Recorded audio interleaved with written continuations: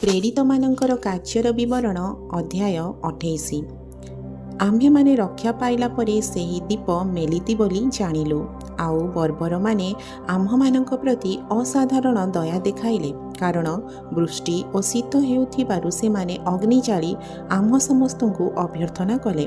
କିନ୍ତୁ ପାଉଲ ବିଡ଼ାଏ କାଠ ଗୋଟାଏ ନିଆଁ ଉପରେ ପକାନ୍ତେ ତାତି ହେତୁ ଗୋଟାଏ କାଳସାପ ବାହାରି ତାହାଙ୍କ ହାତରେ କାମୁଡ଼ି ଲାଗି ରହିଲା।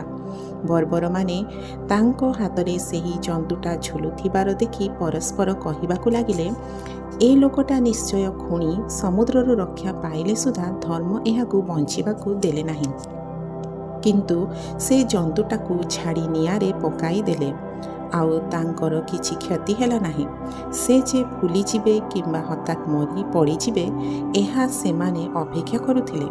ମାତ୍ର ଅନେକ ବେଳ ପର୍ଯ୍ୟନ୍ତ ଅପେକ୍ଷାରେ ରହିଲା ପରେ ତାହାଙ୍କ ପ୍ରତି କୌଣସି ଅନିଷ୍ଟ ନ ଘଟିବାର ଦେଖି ସେମାନେ ଆପଣା ଆପଣା ମନ ବଦଳାଇ କହିଲେ, ଏ ଜଣେ ଦେବତା। ସେହି ସ୍ଥାନର ନିକଟରେ ପୁବ୍ଲିୟ ନାମକ ସେହି ଦ୍ୱୀପର ପ୍ରଧାନ ବ୍ୟକ୍ତିଙ୍କ ଗୃହ ଓ ଭୂମି ଥିଲା। ସେ ଆମ୍ଭମାନଙ୍କୁ ଗ୍ରହଣ କରି 3 ଦିନ ପର୍ଯ୍ୟନ୍ତ ସାଦରେ ଆମ୍ଭମାନଙ୍କର ଆତିଥ୍ୟ ସତ୍କାର କଲେ। ସେହି ସମୟରେ ପୁବ୍ଲିୟଙ୍କର ପିତା ଜ୍ୱର ଓ ଅମାଶୟ ରୋଗରେ ପୀଡ଼ିତ ହୋଇ ଶଯ୍ୟାଶାୟୀ ଥିଲେ। ଆଉ ପାଉଲ ଭିତରକୁ ତାହାଙ୍କ ନିକଟକୁ ଯାଇ ପ୍ରାର୍ଥନା କଲେ ଓ ତାହାଙ୍କ ଉପରେ ହାତ ଧୋଇ ତାହାଙ୍କୁ ସୁସ୍ଥ କଲେ। ଏହି ଘଟଣା ପରେ ସେହି ଦ୍ୱୀପରେ ଥିବା ଅବଶିଷ୍ଟ ପୀଡ଼ିତମାନେ ମଧ୍ୟ ଆସି ସୁସ୍ଥ ହେଲେ। ସେମାନେ ମଧ୍ୟ ଆମ୍ଭମାନଙ୍କୁ ବହୁତ ସମ୍ମାନ ଦ୍ୱାରା ସମାଦର କଲେ। ପୁଣି ଆମ୍ଭମାନଙ୍କର ପ୍ରସ୍ଥାନ କରିବା ସମୟରେ ଆମ୍ଭମାନଙ୍କ ପ୍ରୟୋଜନୀୟ ପଦାର୍ଥ ସବୁ ଯୋଗାଇ ଦେଲେ। 3 ମାସ ପରେ ଆମ୍ଭେମାନେ ଗୋଟିଏ ଆଲେକ୍ଜାଣ୍ଡ୍ରିୟ ଜାହାଜରେ ଚଢ଼ି ଯାତ୍ରା କଲୁ। ସେହି ଜାହାଜ ଏହି ଦ୍ୱୀପରେ ଶୀତକାଳ କଟାଇଥିବା ତାହାର ଚିହ୍ନ ମିଥୁନ। ସୁରାକୁସାରେ ପହଞ୍ଚି ଆମ୍ଭେମାନେ ସେଠାରେ 3 ଦିନ ରହିଲୁ। ପୁଣି ସେ ସ୍ଥାନରୁ ବୁଲି ରେଗିୟରେ ପହଞ୍ଚିଲୁ। ଦିନକ ପରେ ଦକ୍ଷିଣ ପବନ ବହିବାରୁ ଦ୍ୱିତୀୟ ଦିନରେ ପୁତେୟଲିକୁ ଆସିଲୁ। ସେ ସ୍ଥାନରେ ଆମ୍ଭେମାନେ ଭାଇମାନଙ୍କୁ ଭେଟିଲୁ, ଆଉ ସେମାନଙ୍କ ସହିତ 7 ଦିନ ରହିବା ପାଇଁ ସେମାନେ ଆମ୍ଭମାନଙ୍କୁ ଅନୁରୋଧ କଲେ। ଏହି ପ୍ରକାରେ ଆମ୍ଭେମାନେ ରୋମରେ ପହଞ୍ଚିଲୁ। ଭାଇମାନେ ଆମ୍ଭମାନଙ୍କର ସମ୍ବାଦ ପାଇ ସେହି ସ୍ଥାନରୁ ଆଫିୟଙ୍କ ହାଟ ଓ 3 ସରେଇ ଘର ପର୍ଯ୍ୟନ୍ତ ଆମ୍ଭମାନଙ୍କୁ ଭେଟିବା ପାଇଁ ଆସିଲେ। ପୁଣି ପାଉଲ ସେମାନଙ୍କୁ ଦେଖି ଈଶ୍ୱରଙ୍କ ଧନ୍ୟବାଦ କରି ସାହସ ପାଇଲେ। ଆଉ ଆମ୍ଭେମାନେ ରୋମରେ ପ୍ରବେଶ କରନ୍ତେ ପାଉଲଙ୍କୁ ଆପଣା ପ୍ରହରୀ ସୈନ୍ୟ ସହିତ ସ୍ୱତନ୍ତ୍ର ବାସ କରିବା ନିମନ୍ତେ ଅନୁମତି ଦିଆଗଲା।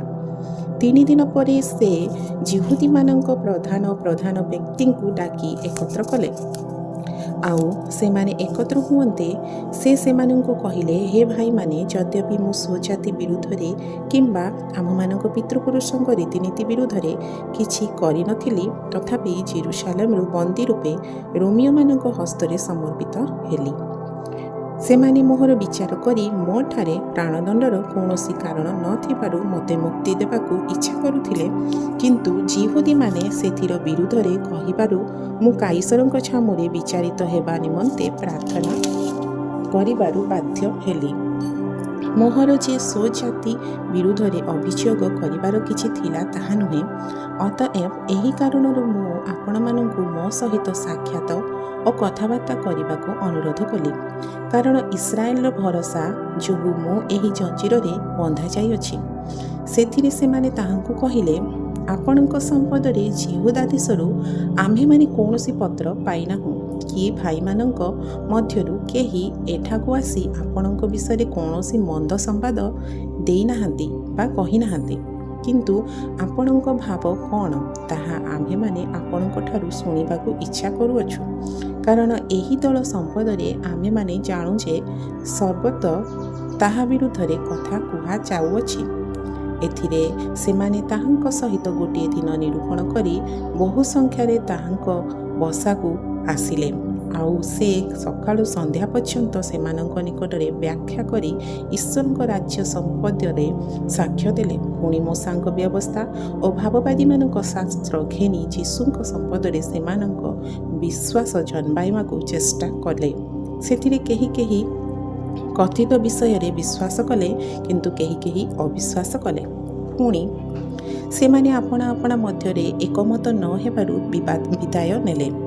ସେମାନଙ୍କ ଯିବା ପୂର୍ବେ ପାଉଲ ଏହି ଗୋଟିଏ କଥା କହିଲେ, ଆପଣମାନଙ୍କ ପିତୃପୁରୁଷଙ୍କୁ ଭାବବାଦୀ ଯିଶାୟଙ୍କ ଦ୍ୱାରା ପବିତ୍ର ଆତ୍ମା ଯଥାର୍ଥ ରୂପେ କହିଥିଲେ, ଏହି ଲୋକମାନଙ୍କ ନିକଟକୁ ଯାଇ କୁହ, ତୁମ୍ଭେମାନେ ଶୁଣୁ ଶୁଣୁ ଶୁଣିବ କିନ୍ତୁ କୌଣସି ପ୍ରକାରେ ବୁଝିବ ନାହିଁ, ପୁଣି ଦେଖୁ ଦେଖୁ ଦେଖିବ କିନ୍ତୁ କୌଣସି ପ୍ରକାରେ ଜ୍ଞାତ ହେବ ନାହିଁ, କାରଣ ଏହି ଲୋକଙ୍କର ହୃଦୟ ଜଡ଼ ହେଲା। ସେମାନେ କାନରେ କଷ୍ଟରେ ଶୁଣିଲେ ଓ ଆପଣା ଆପଣା ଆଖି ବୁଝିଲେ। ଯେପରି ସେମାନେ ଆଖିରେ ଦେଖିବେ ନାହିଁ ଓ କାନରେ ଶୁଣିବେ ନାହିଁ ଆଉ ହୃଦୟରେ ବୁଝିବେ ନାହିଁ, ପୁଣି ଫେରି ଆସିବେ ନାହିଁ, ଆଉ ଆମ୍ଭେ ସେମାନଙ୍କୁ ସୁସ୍ଥ କରିବୁ ନାହିଁ। ଅତଏବ ଈଶ୍ୱରଙ୍କର ଏହି ପରିତ୍ରାଣ ବିଜାତିମାନଙ୍କ ନିକଟକୁ ଯେ ପ୍ରେରିତ ହୋଇଅଛି, ଆପଣମାନେ ଏହା ଜ୍ଞାତ ହେଉନ୍ତୁ, ସେମାନେ ମଧ୍ୟ ଶ୍ରବଣ କରିବେ। ଆଉ ସେ ଏସବୁ କଥା କୁହନ୍ତେ ଯିହୁଦୀମାନେ ଆପଣା ଆପଣା ମଧ୍ୟରେ ବାଦାନୁବାଦ କରୁ କରୁ ପ୍ରସ୍ଥାନ କଲେ। ସେ ସମ୍ପୂର୍ଣ୍ଣ 2 ବର୍ଷ ପର୍ଯ୍ୟନ୍ତ ଆପଣା ଭଡ଼ା ଘରେ ରହିଲେ। ପୁଣି ଯେତେ ଲୋକ ତାହାଙ୍କ ନିକଟକୁ ଆସୁଥିଲେ, ସମସ୍ତଙ୍କୁ ସେ ଗ୍ରହଣ କରି ପୂର୍ଣ୍ଣ ସାହସରେ ଓ ନିର୍ବିଘ୍ନରେ ଈଶ୍ୱରଙ୍କ ରାଜ୍ୟର କଥା ପ୍ରଚାର କରୁଥିଲେ ଏବଂ ପ୍ରଭୁ ଯୀଶୁ ଖ୍ରୀଷ୍ଟଙ୍କ ସମ୍ପଦୀୟ ବିଷୟ ସବୁ ଶିକ୍ଷା ଦେଉଥିଲେ। ପ୍ରଭୁ ଏ ବାକ୍ୟରେ ଆପଣମାନଙ୍କୁ ଆଶୀର୍ବାଦ କରନ୍ତୁ।